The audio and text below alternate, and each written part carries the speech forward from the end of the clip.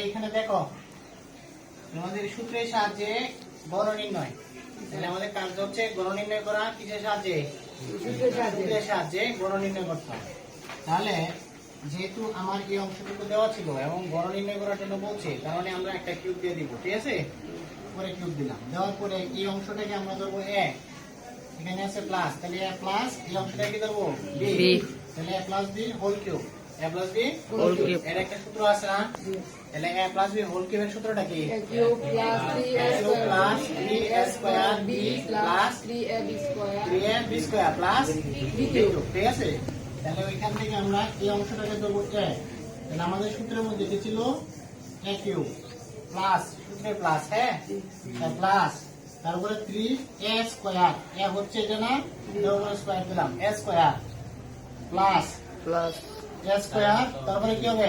b, এখানে বসাবো b, এই যে b যে অংশটুকু আছে এটা সবটা বসাবো, b বসালাম প্লাস, তারপরে আবার কি বসাবো? 3, তারপরে a আছে কতটুকু? 2x স্কয়ার, তারপরে b, তারপরে কি হবে? b, এই 3 এটা লিখলাম b, তাই না? b, তাহলে আমার সূত্রটা আবার পড়ি, a cube plus 3a square b plus 3ab square. তাহলে এখানে যা আছে সবটার উপরে কি দিব? স্কয়ার, তারপরে হবে প্লাস, তারপরে কি বসাইতে হবে?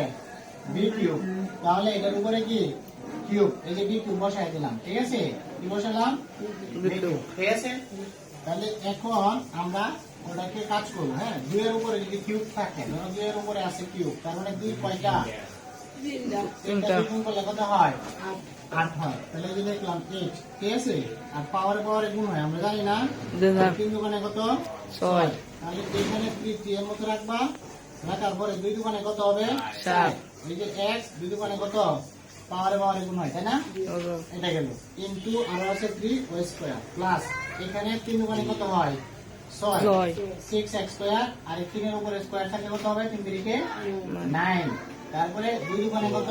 4, 3 এর উপরে 3 থাকলে কত হয়? 3 3 বার 3 বার গুণ করতে হয়, তাহলে কত হয়?